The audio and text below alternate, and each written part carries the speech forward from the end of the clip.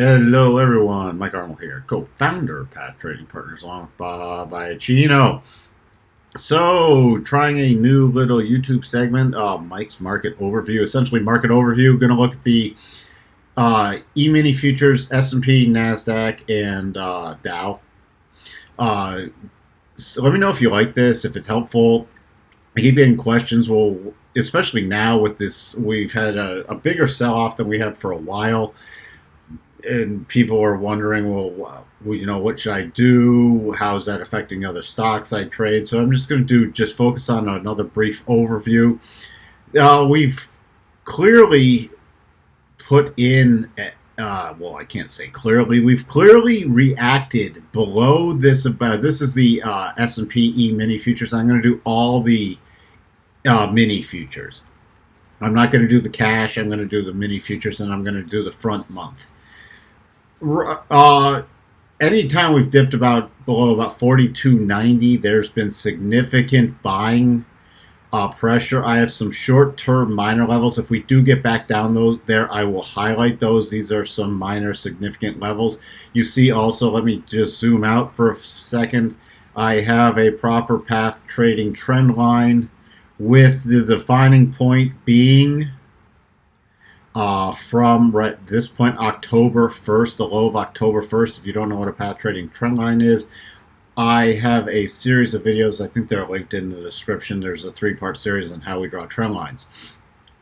Today, we were back down there. We tested the trend line. Let me zoom in again. You can see coming down, testing that trend line. So we've held 3 times. 2 times are pretty much a direct hit. And then I was watching the key level today of 43.17 area. We got above there. My next level was 43.55. And what was the close today? 43.55.25.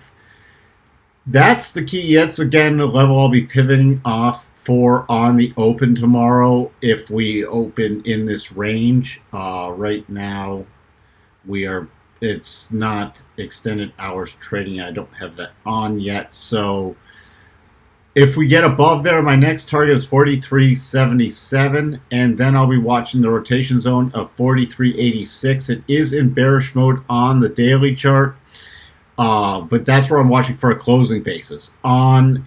If we get above that 43.77, besides using some intraday price areas, my next major for a high is about 44.04, but this rotation zone right here coming in right about 43.87 area is just below this little support ledge over here that was formed 18th, 19th, and 20th of August, and we focus on candle bodies much more so than the wicks and tails. We use the wicks and tails when they help confirm levels or for our harmonic projections. So, in a nutshell, key levels tomorrow to the upside, 43.77, above there, 43.87, then 44.04 are the next levels. Then we'll watch, and this isn't all just for tomorrow, but then we have the declining path trend line, which tomorrow is coming in about 44.28 area. To the downside, I'm going to focus. We had today's open right around 43.34, and I have a harmonic level at 43.3250, so that's my first level to the downside. Then below that, I'm focused on 43.17 again, and below that, my key level is about 42.96. If we drop below there, I'm watching the rising trend line coming in at 43.7950 to 43.80. And we have some significance right at, did I say 43? I meant 42.80. And we have a significant level at 42.80. So that's the downside major support.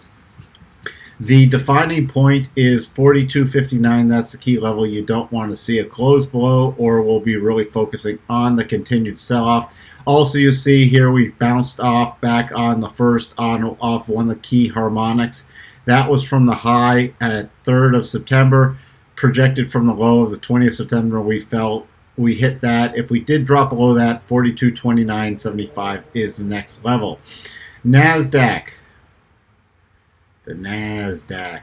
Again, mini futures.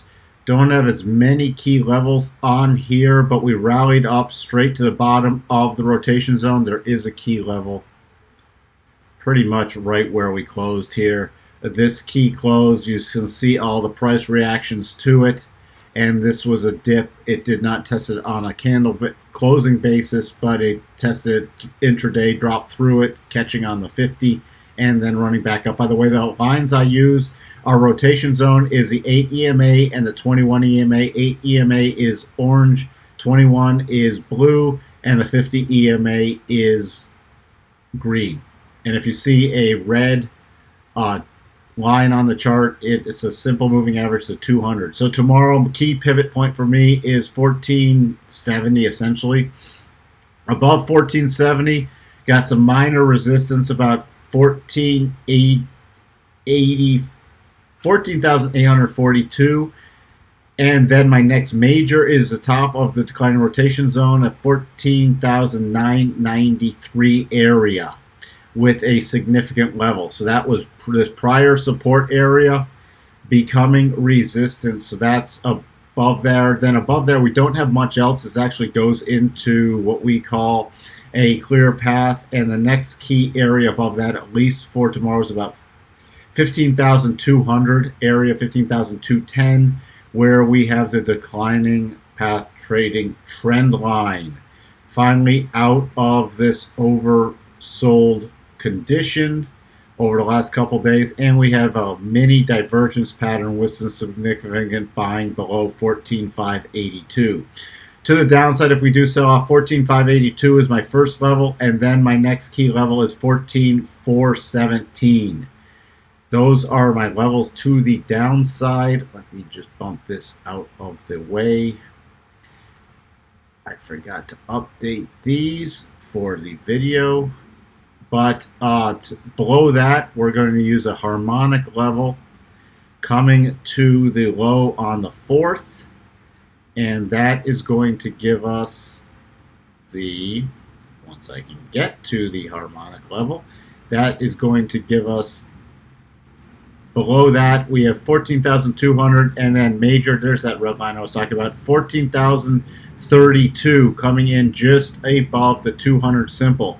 So on any continued decline below 1430, about 14,367, my key levels are 14,200, 14,032.50 area to about 13,992.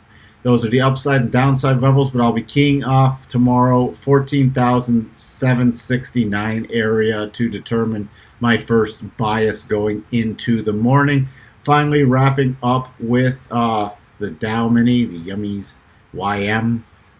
You can see down here, 3307 and 33,800 was my key support zone, which we haven't closed below, and we've bounced off multiple times, including today. We again have the path trading trend line, and the pivot, the defining point for there is coming in at a low of 33,383. Dow's been holding up the best of all of them. My first key resistance going into tomorrow is 34,400. Above there, I'm watching right around in here, 34,464. Then my level above there is coming in at a declining path trend line at 34,643. So those are all my key levels to the upside. You can see we had a double top way back when, and it's been tested twice. Now I can pull this off the charts. Just want to leave that up there to point out how nicely that hit the bottom targets. And also, just take that off. We're going to bump. If we approach these most recent highs, I will update that. But right now, if we get above that trend line, the next key area to watch for is coming in right about 34,735 area. without doing any projections. There's not a lot of stuff up here that we can project off of besides using past significant price action and key levels. On a sell-off, if we get below 34,175, that puts me into at least somewhat intraday bearish mode, and my key support zone is 33.8 to 33.707.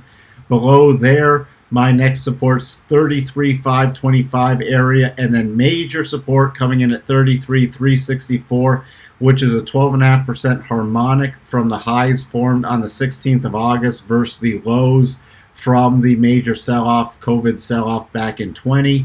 And we also have the simple 200 keying off that area and the defining point. So that is major support should we have a market breakdown again.